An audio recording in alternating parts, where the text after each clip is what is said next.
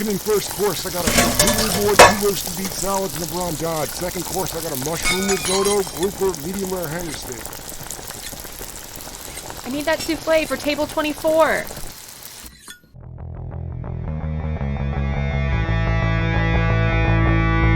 Hey, what's up, everybody? Thanks so much for stopping by, and welcome to 86 Straight Dialogue with Restaurant Leaders, where we're talking with chefs, restaurateurs, and consultants about everything related to restaurant culture.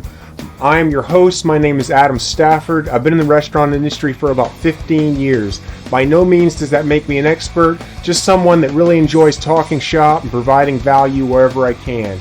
I look to provide you, the listener, with insight and strategy that you can use in your day-to-day moving forward. I encourage you to check us out on iTunes, Spotify, our YouTube channel, 86 Attrition, as well as our affiliate website, hospitality1to1.com. I look forward to hearing from each and every one of you, and if you like what you hear, I encourage you to subscribe to the show. Again, thanks for stopping by.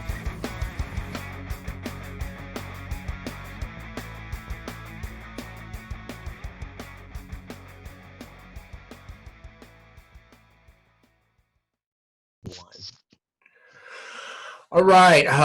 What's up, everybody? Thanks again for joining us today on 86th Straight Dialogue with Restaurant Leaders. Today I had the good fortune to talk with Mr. Chris Hill. Chris was kind enough to set aside a little bit of time to talk with us. And so Chris has, kind of anything related to restaurants, he's done it, basically. Worked as a consultant, chef, keynote speaker, all kinds of stuff, all over the map. So I do have a few questions for you, Chris, but if you wouldn't mind just kind of telling us a little bit about your background. So you went from marketing into cooking, is that right? Yeah, man. So I grew up in Atlanta, went to the University of Alabama, got a double major in English and Spanish, realized that wasn't going to get me very far in the real world. So I went back, got a master's in marketing.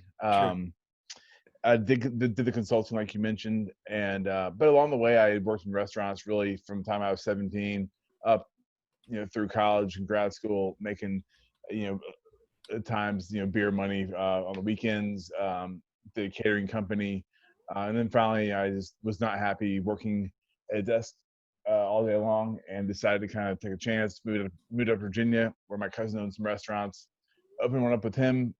And I ran that for 5 years, sold my share in that. And now, I do a lot of consulting, writing, speaking, all that kind of stuff. So that's kind of the 30-second version. Very cool. Very cool. And I'm always curious about this because I've opened enough restaurants or helped open enough restaurants to have some kind of idea of what it feels like. What was the seating capacity on the place you helped open for your cousin? So it was like a gourmet sandwich bistro. So it was like we catered to like the downtown crowd. Made all of our soups and sauces from scratch. All of our meats were cooked in the house on like a normal kind of deli type thing. Our seating was 80. Okay. I think it was 78. So it was decent size, but not huge, but obviously not small either. So it was big enough to where you get a wait, and you're gonna be busy for a while. Yeah. That can really that's so pivotal in that experience. And I've done both. I've helped open places that were smaller in the neighborhood of 40 to 50, and then I've also helped open places that were closer to between 150 and 200. And I really don't know, looking back on it, which one's better. I know that they both have their pains. Yeah. I think the biggest thing with the larger size, larger than my size, like you said, 150, 200. I think the biggest thing is really having to have those systems in place, having to have those recipes that people follow, make sure everybody's on the same page, because if you're the one owner or the chef, like there's just too many things going on. You can't be there all places at all times. Sure, absolutely. One thing even as you say that, one thing I do recall with the places with a smaller capacity is you could get away with a smaller staff, right? Particularly if you could track down, a half dozen really talented back of the house people, and then another 8 to 10 really talented front of the house people, you could get away with that to start, and then get through the first 6 months and see what more you need. So it's just Yeah, and like you find a couple good back of the house people, chances are they know a couple other good people. right, right. I did feel like, and I don't know if you noticed this, really just in your travels across the board. I did feel like with the smaller staff, it was a lot easier to keep everybody engaged. It was a lot Hmm. easier to kind of establish some buy-in, because you could throw the creativity around and be a little bit more just sharing with it than you could with this huge staff that's required to do, you know, 800 to 1,000 people a day, or 800 to 1,000 covers a day. Um, have you found the same thing? And if so, like, what have been the pivot points for you in terms of engaging a larger staff in the same way? Yeah, I think Adam, you're exactly right though. I think when you have that smaller staff, it does feel a little bit more like a family, right? Where you can't help but knowing everybody really really well. Versus you have that, say you're feeding 800 to 1,000 people a day, and you're going to have a staff of at least 50 or so. And with that, yeah, you're going to have, first of all, you're going to have like the high performers, and you're gonna have like that kind of middle group, and you're gonna have the ones that are kind of like barely kind of plugging along. Versus if you have a smaller staff, like everybody's gonna kind of be engaged, like you said. Um, I think the biggest thing really is to give people an opportunity to It's just my be a daughter in the background. not hide anybody in the closet, are you? No, no. No. Hold on But 1 second. Let me see if I can oh get yeah, her to yeah. quiet down a little bit. Hey, Marin, I'm talking to Chef Chris right now. Can you be quiet, please? Thank you. All right, back on Love track. it, man. Love it. But yeah, I think the biggest thing is when you have a bigger staff is finding those ways to get the staff to buy in, like you would if you had a smaller staff. So meeting every Tuesday for a round table where you talk about your specials for the weekend, and everybody maybe from the dishwasher up has to bring a couple ideas for specials, and then you're going to use one or two on the weekend. Things like that.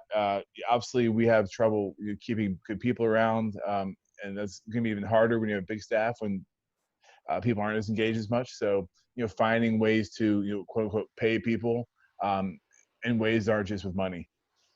Sure. Yeah, the last owner that I worked for, he was really, really great about doing tours of like different purveyors that you were working with. We worked with Hmm. a lot of smaller family farms, and so getting the entire staff involved with going and doing tours with some of the smaller family farms, and even like the people that were comfortable with it, going and checking out the meat processing facilities that we were using, and the cheese makers and stuff like that. And that was always And pretty. Go ahead. Sorry. yeah, no, I was gonna say, and like, how much more do you appreciate the product when you get a chance to, like, first of all, see the product and as it's being made, but also get to meet the person that's making it with their own two hands. Oh, hell yeah. The biggest thing I saw there was all honestly kind of a double-edged sword. Like, you're bringing people together, you're instilling a bit more camaraderie. But also with the front of the house staff, you'd see in less than 2 days after doing something like that, they are confident in selling that product now, whatever it may be. Whereas before, they might have been kind of dodgy on it. Maybe they'd had it, maybe they hadn't. Maybe they'd had it and didn't like it, or didn't really know how to go about explaining it. But man, when they knew exactly where it was coming from and exactly how it was made, they could sell the hell out of that stuff. I mean, it was like, Oh yeah, and you have buy-in, even if like you kind of start drinking the Kool-Aid, even if like for me, like whenever we'd have like wine dinners or something like that, like it might not even be that great of a winery, but I'm like, oh man, I could sell this wine if I had to, yeah. So yeah, for sure, totally get it, man. Yeah, absolutely. Um, so, as far as where we are now, and just the state of things now. Um, what do you, yeah, where do you start? I mean, I'm talking like I've talked to quite a few chefs across the country over the past couple of weeks, and it's a mix of things. You're seeing people that are getting very, very altruistic, and they're in one place where they are concerned about their business, but they're in another place where they're concerned about their greater community. And then you've got a group of people that are kind of gloom and doom, and for good reason. You know what I mean? For good reason. What are you seeing out there? And are there any uplifting parts to it? Any things that you can kind of use to feed the soul to keep moving forward, right? Yeah, I mean, yeah, I'm not sure if it's gloom and doom. At the same time, Good. I'm I, glad to I, hear but at the same time, yeah, I'm not sure if there's a bunch of like you said, good pieces to feed the soul, or however you put it. Yeah, I do think, if anything, it's time for kind of a gut check for the industry. So for a lot of people that maybe kind of stumbled into it accidentally or needed a job to work their way through college or something like that. If they don't want to be in it, maybe now's the time for them to kind of look and reassess things. So, once all this is said and done, hopefully there's the pool, while it might be challenging for hiring, it will be the right people in the pool. So I think that's one good thing. Well, I mean, I'm not sure if this is a good thing or bad thing. Maybe a little bit of both. But if you're looking, or depends on which side of the argument you're on. But if you're looking to open up a restaurant, there's gonna be a lot of opportunities in the next year or so to open up, restaurant, turnkey. I mean, who knows what the actual number will be for restaurants that have closed because of the whole COVID situation. I think it's a little bit tricky to put a number on that, especially because you probably had that kind of bottom tier that was already kind of on the brink of failure anyway. you. It's kind of, talk about the COVID numbers. Well, you have some people who are kind of on the verge of dying anyway. So are they COVID death? Maybe, maybe not. I feel like the same thing with restaurants. Yeah. Yeah, so there'll be some opportunities. I think the one good thing we're seeing is the Independent Restaurant Coalition. I'm not sure if you've been following what they've been doing. Yeah, absolutely. Will Gajar and all that. I think for us watching and listening, the more we can kind of support those types of causes, the more funding we'll get from the government. Yeah, no, absolutely. And one thing that I've personally kind of run into now that is a bit of a challenge, just kind of something that I've had to be cognizant of, is a nice, healthy balance in terms of support for local and national. Because let's face it, like everybody needs the help right now, right?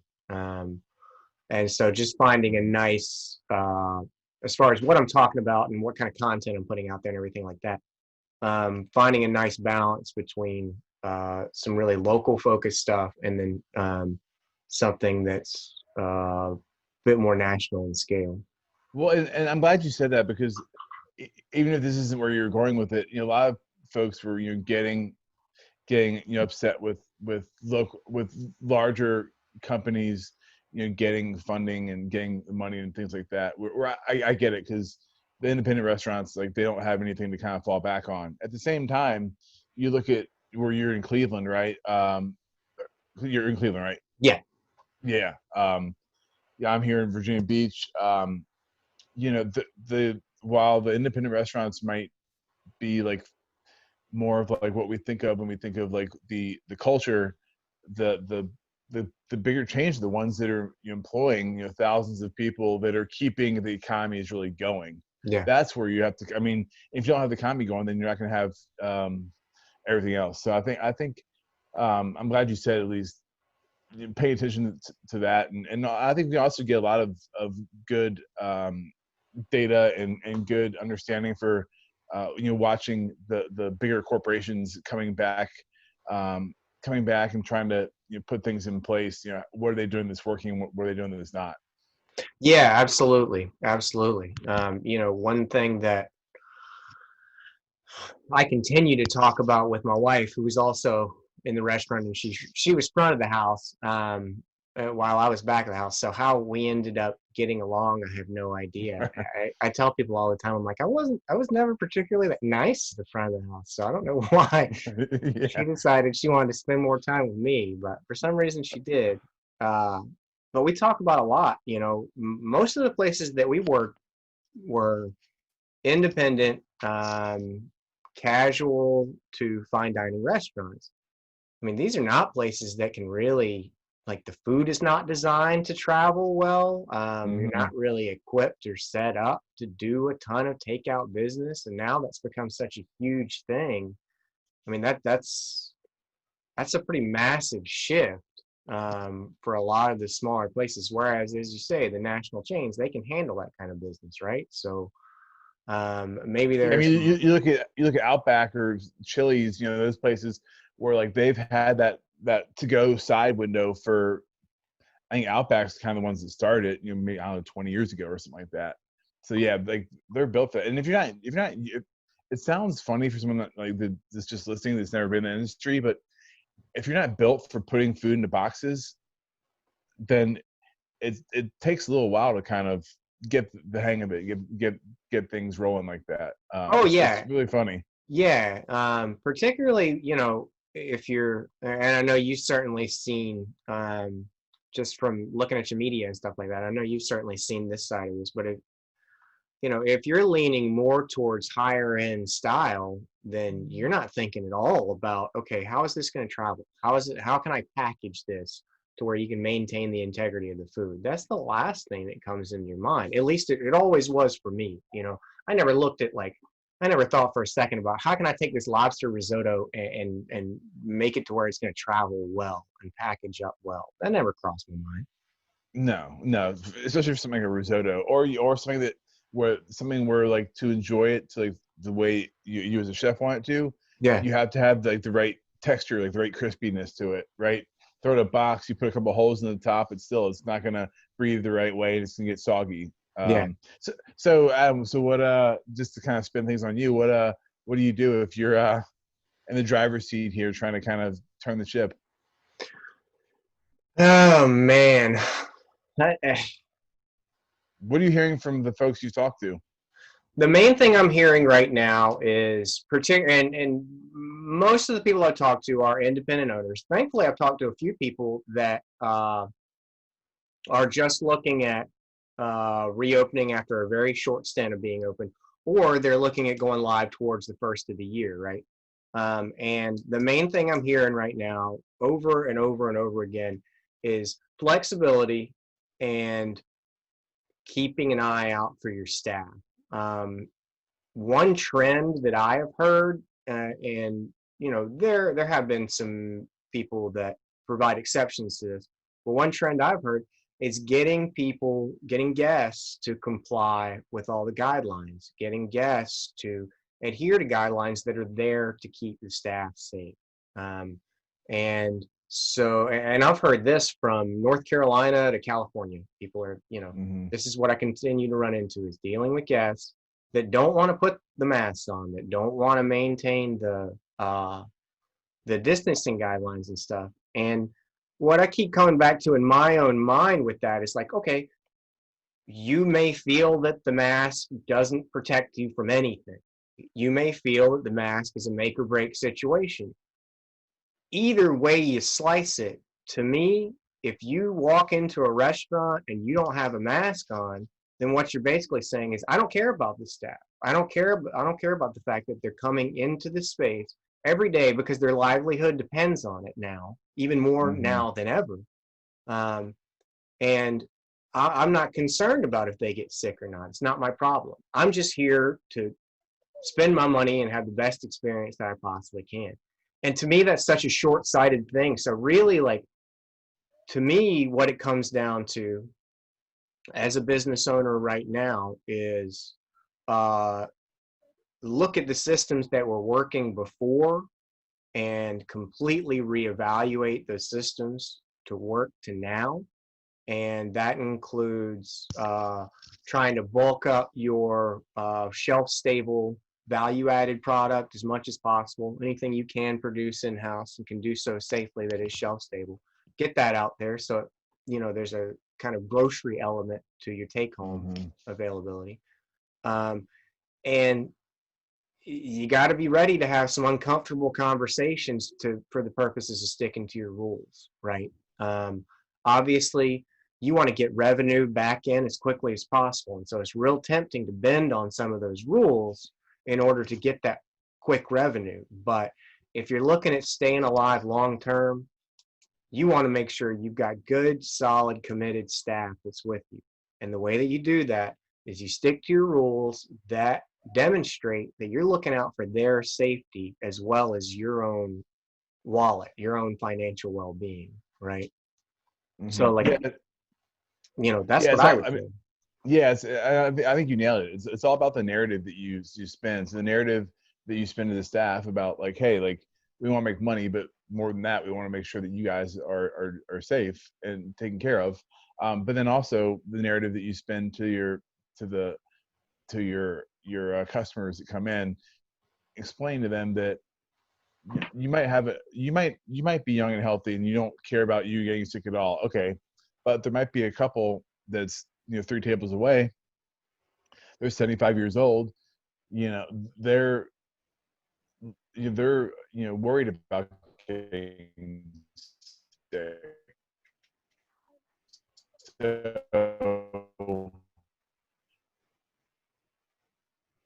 if restaurant, so you're getting the customers to understand that even if I'm not worried about myself, if I'm here to eat good food and have good drinks, which means I ideally want to support this restaurant or this bar, then the best way I can do that is by wearing a mask and by doing the things they're asking me to do. Right. And a big part of that to me, and we all, as people that work in and operate these businesses, we only have so much control over that. But a big part of it to me is just trying to promote some awareness and understanding to our patrons, to the people that have patronized these businesses in the past, and hopefully will continue to do so. And to me, part of that understanding is just this idea that, like, you look at the past 4 to 5 months, an eating luxury 6 months ago may have been, going to your favorite steakhouse and getting the Côte de Boeuf and the hazelnut souffle and all that stuff. Now it's a luxury to go sit in a dining room and have a craft burger. You know what I mean? That's a luxury. And there are people that are going to extensive efforts to make that happen. And so, as long as we can maintain awareness of all that all the way around throughout our communities where we're working, I think that, a lot of people do have a shot at continuing to make it, but it's just going to take a lot of patience and understanding all the way around. And that's not, that's not exclusive to the restaurant industry either. Right. Well, and like, like the numbers, it's going to be interesting to see how they work. Cause a restaurant, the model is not built to be sustainable at 50% capacity. Oh yeah, butts and seats, Right. So like you said, having that kind of out of the off-premise, whether it's cocktails or produce or grocery type stuff, how can you think about short-term revenue and until things are kind of back to what we would call maybe somewhat normal? Yeah. I just saw 2 days ago, I saw something really interesting, and I didn't know if this would work for the restaurant industry or not, but I have some friends that run this composting company, and they also sell bags of like tilth soil, so it's like really fortified soil. They do so to commercial farms as well as people that are just into gardening at their homes, right? And what they're doing right now is they're selling these gift certificates that actually matriculate the longer you wait to use them.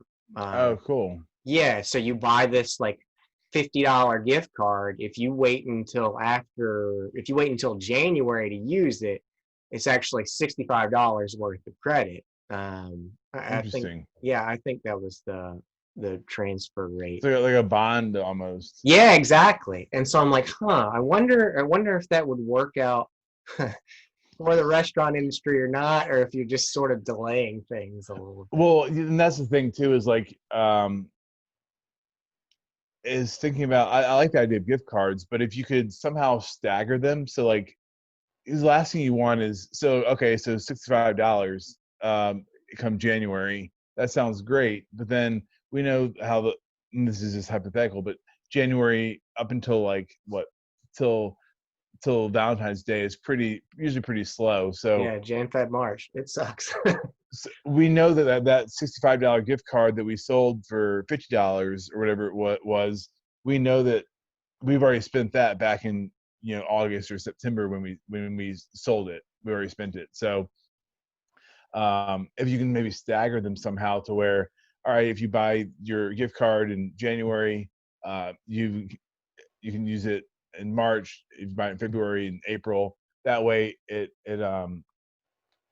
you don't end up with a bunch of people coming in December, spending their gift cards on holiday stuff. I don't know, but Sure. Yeah, it's yeah, yeah. interesting. I Yeah. like the idea though. Yeah, when I saw it, I was like, I feel like if you were going to apply it to a restaurant, there's something there, but as you say, it probably takes a fair amount of planning to do so in a fiscally responsible way. Right. Yeah. I like the idea though. Yeah. So how about, I know you've got a lot of content out there on branding and stuff like that.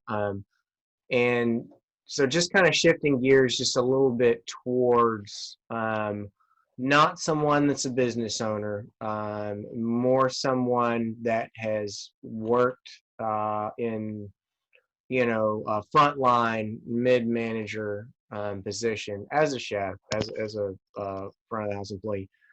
What would you say to them in terms of what to really focus on in order to kickstart things when the time comes?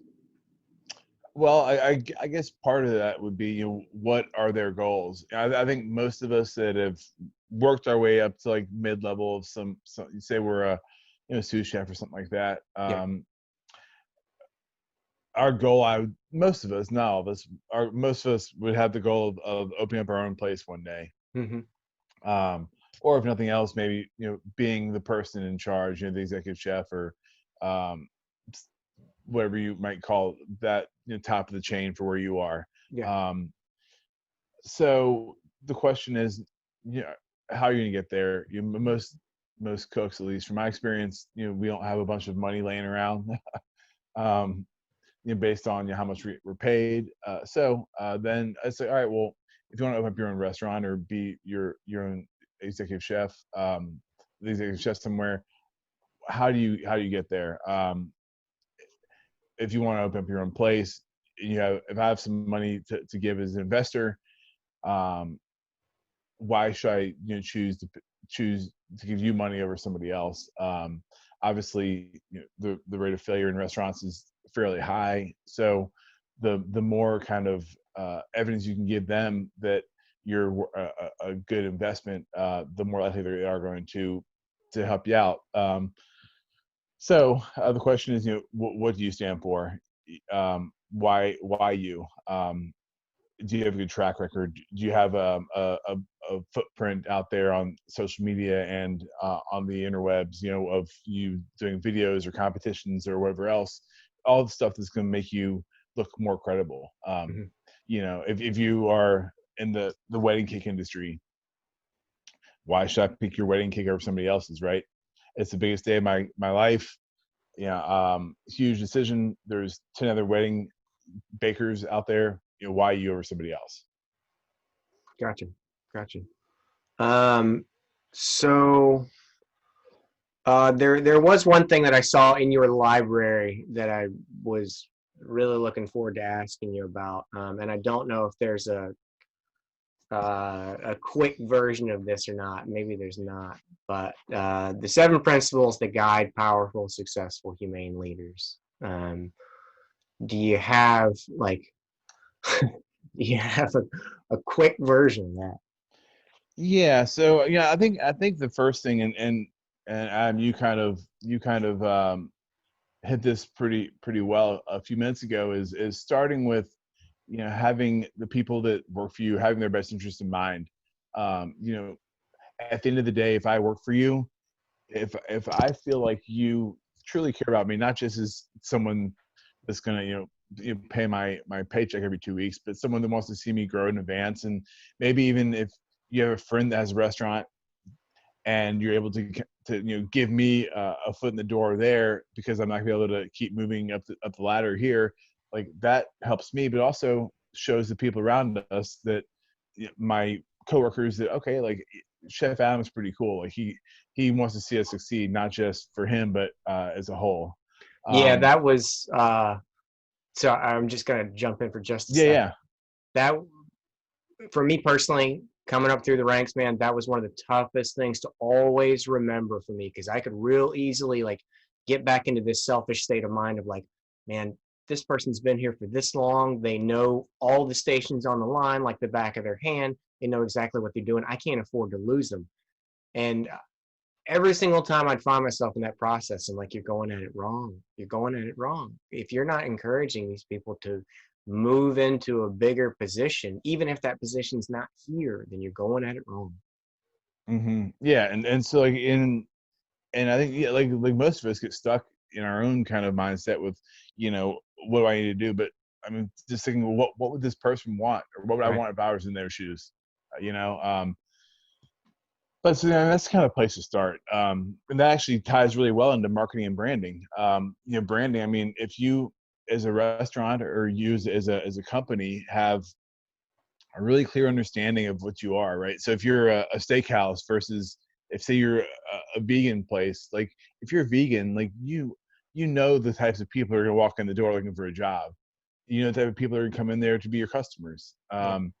Yeah. Most restaurants are kind of somewhere in the middle, where they're a bar and grill, or like they're a modern American. Well, why should someone pick you over somebody else? Is what I kind of keep coming back to. Yeah. Yeah, no, absolutely. And yet again, I mean, I think back on some mistakes that I made along the way. And one of those being, when you're in a hiring position and you come across a kick-ass resume, you tend to get really excited, right? You're looking at it, you're like, oh, this person, did a stage at Alinea, and this person worked at this place, and then they went over to New York and worked for Danielle Ballou forever, and tra la la la la. They'd be great for here. And I mean, you see the stuff, and that's such a pitfall of like, okay, are they right for this culture? Are they right for what we're doing Hmm. here? Yeah, they're great cooks. Yeah, they can lead a team of people, but are they right for here? And that's something, man, that's a pitfall I've stepped in more times than I care to recall. Oh yeah, well, and I've been writing this book, Lead Like a Chef, right now, and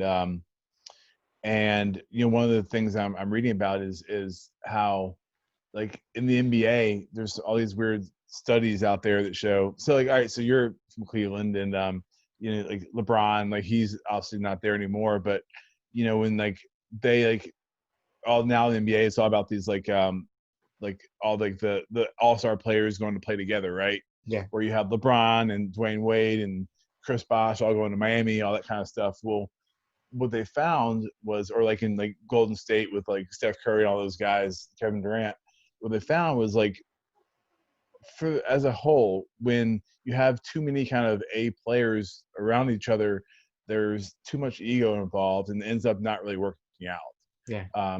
So like you said, does this person fit? Like at first, when I first started writing this book, I was thinking, well, yeah, you want all A players, right? You want all top performers, but in reality, you're gonna need, it's like a bell curve. You need some on the very end. You're gonna need most of them somewhere in the middle, and then a few that are kind of the laggards on the very beginning. They don't really get it. Yeah. Yeah. Yeah. Totally. Totally. It's funny because I mean, you can, it's easy to look back and see all that stuff now when you're in the moment. Oh yeah. You just Well, can't. and this hiring in general is, I mean, it's kind of a joke for the hospitality industry, especially when you do like front of the house. It's like, oh, like, have you worked in a restaurant before? All right, like, can you walk? All right, like, let's go. Like, you're Right. hired. Right. And versus, like hiring for the right reasons and for the culture. Like, I always say, like, are you hiring for like the job? Or are you hiring because you need someone to, just you need an extra body? Yeah. Um, um, Well, and I mean, I think that cuts both ways, as far as the employer and the applicant oh, for too. sure. You know, Eh, 9.5 times out of 10, as much as I hate to say it out loud, but it's true. You're coming from a place of desperation. You're coming from a place where you either need a job right now, or you're coming from a place where you know, uh, you've been rocking a skeleton crew for way too long, and everybody's starting to get burned out. Um, Yep. and so it's just like it can be so damn tempting to uh, just hire someone on face value just because they're there and they For seem sure. to, yeah, Well, uh, and like, I mean, and that person that needs a job so bad, you can tell. It's very easy to tell that, like, oh yeah, I'm like, I'm the best. Like this is how I can contribute. It's always them answering your questions versus a dialogue. right, And then I love it. John Taffer, Bar Rescue, he talks about how, like, so it's a Friday night. You just find out that your dishwasher calls out sick, and someone's at the front door looking for a dishwashing job. You have, like, let's say you have 4 qualities that you look for when you hire somebody. If they don't have those 4 qualities, you don't hire them. Well, let's say this dishwasher has 3 of those 4 qualities. Do you hire them? And he's like, what you decide to do at that moment is what will determine the future success of your restaurant. Because if they don't have all 4, you say, you know what, sorry, but I'll wash dishes tonight. I hate washing dishes, but I'll do it. yeah, So basically, you're not, and especially not compromising, kind of across the board. yeah. Yeah. So, all that being said, I'm just curious to hear your opinion on this, particularly now, because this is something that still kind of blows my mind a little bit, hearing people sort of detract from it now, and I understand why they do. But just the experience of doing a stage for hiring purposes, the concept of doing a stage for hiring purposes, you know, I, you hear things now about not asking people to give some of their time for nothing, right? For no compensation, as well as some kind of overlap with labor, or gray area with labor laws and stuff like that. But I still look at this as like, man, I mean, that's how I grew, was, I mean, in this industry, was working and not getting paid to do it a lot of the time. Like doing my normal stuff and then clocking out and then going and finding somebody and saying, hey, can you show me how to do this? Can you show me how to break down this fish? Can you show me how to, and so it kind of blows my mind now to hear some people argue against that whole thing.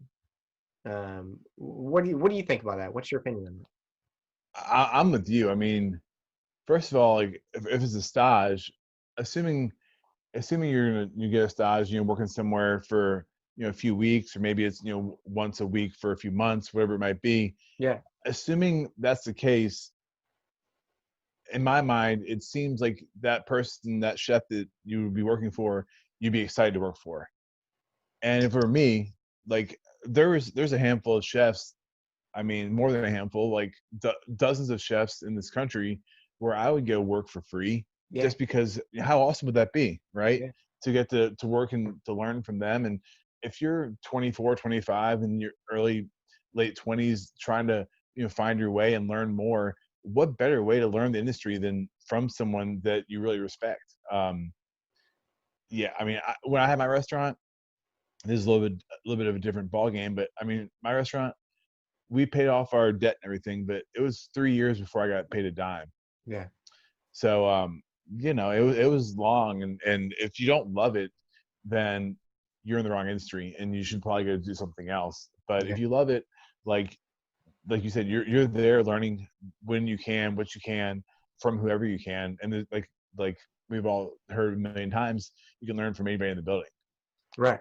Yeah. So Yeah, yeah. that's and I learned that even more so working in, because I lived in North Carolina for a while before I moved up here.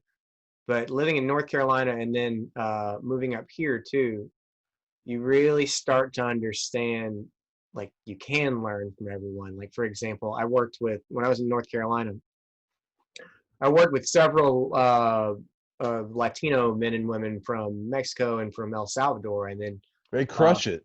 yeah. They're so fast, and Yeah. if you take a little bit of time to say, hey man, you brought in those pupusas last week. Those were amazing. And they're showing you like some recipe that their great grandma showed them or something. It's crazy. And you know, that was always a healthy reminder to me that if I'm just looking at the exact to show me stuff, I'm cutting myself short big time. Yeah, well, and to your point too, like, I mean, the ways you can learn now versus, I mean, I don't know, let's say 20 years ago, which is maybe dating both of us a little bit, but like, Yeah. I mean, I remember when I was 17, um, you'd have like the you have like the food lovers companion in the kitchen, in the kitchen office, and that was about it. I mean, now like you go home and you pull up YouTube to like learn something if you want, and then you go buy the ingredients at the farmers market. I mean, there's so many different ways to learn and get better. Like the people that think that their time to get better is just when they're in the building, like those times are come and gone. Yeah. So that being said, at this point, home cooking or professional cooking, what's your go-to cookbook? What's your go-to ingredient? What are the things there that you find yourself reaching for over and over and over again? Well, cookbook. I am and will always be a big fan of the Flavor Bible. Okay. Um, Yeah, I was gonna say the same thing actually. Yeah. um, once you understand cooking, the fundamentals, you can kind of take it whichever direction you want. And the Flavor Bible does a great job of outlining ingredients and when they're seasonal, how to cook them, what to pair them with, all that kind of stuff. In terms of what I'm having fun with or ingredient wise, so yeah, I'm an adjunct instructor at the Culinary Institute of Virginia, Mhm. and one of the pastry chefs, he's a master pastry chef. He has a 13-year-old sourdough starter. So I got some of that I've been having a lot of fun baking lately, which I'm not a baker at all, but making some sourdough lately has been a lot of fun.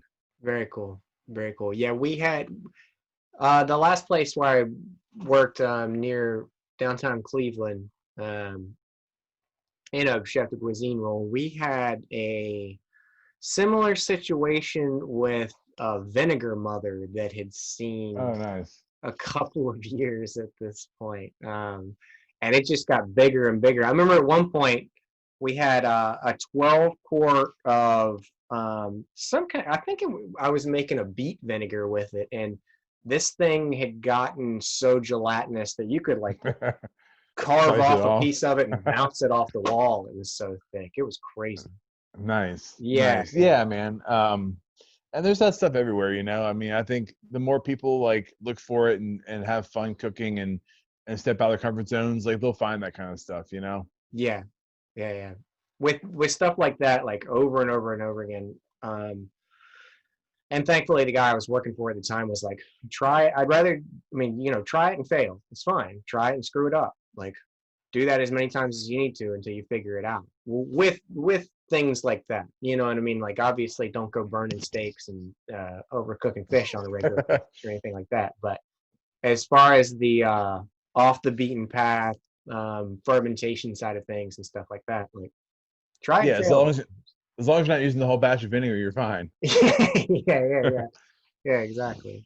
Um, very cool, man. Well, so you said you're working on a book right now. Uh, Yep. let's hear more about that. When's that set to come out? I originally had planned on early spring, and then all this kind of stuff happened with the Yeah, COVID, and yeah, I'm still trying to make it kind of evergreen, but I felt like there was some parts that needed to be adjusted a bit with with the kind of current state. So Mhm. yeah, so lead like a chef. Maybe late fall now. Okay. It's been a couple years in progress. So my first book that I wrote called Making the Cut, it was a lot of anecdotal stuff. I mean, I got to interview some great chefs, Dominique Crenn and Fabio Viviani and Frank Stitt and a bunch of like Gavin Kaysen, some really top-notch chefs. But it was all anecdotal. This is anecdotal, but also a lot of um, scientific kind of studies and psychological studies and research that not done by me, but me kind of compiling it. So it's taking a little bit more time, but I think it will be really helpful for anyone that's trying to kind of get their staff on board, leadership, all that kind of stuff. Yeah, I mean, I don't know. You combine psychological research and culinary technique, and I mean, you got one customer sitting right here waiting waiting to buy the book. So that sounds awesome. Yeah, Um, man. how about if anybody hears the show and wants to follow up with you on anything we touched on, or just learn more about you? Where do they go? Yeah, man. So I'm pretty responsive on Facebook. Okay. Just Chef Chris Hill. My website's chrishillonline.com. Okay. Over there, you talked a little bit about the branding. I Yeah. have a chef brand building challenge that is free, that I'm happy to have people, basically you sign up and I send you an email once a day for the next 10 days, to kind of help you start building your brand. So love for you to stop over there too. Cool. Awesome. I know I'll be checking that out. Anybody else that listens, I encourage you to do the same. Well, I really appreciate you taking some time to talk with me today, Chris, man. That was awesome. It's been fun, man. Thanks, Yeah, buddy. maybe we follow up after the dust starts to clear a little bit and see where the industry stands, right? I'd love it, man. Definitely. Awesome. All Thanks, right, man. brother. Appreciate it. Yeah, man. All right, bye.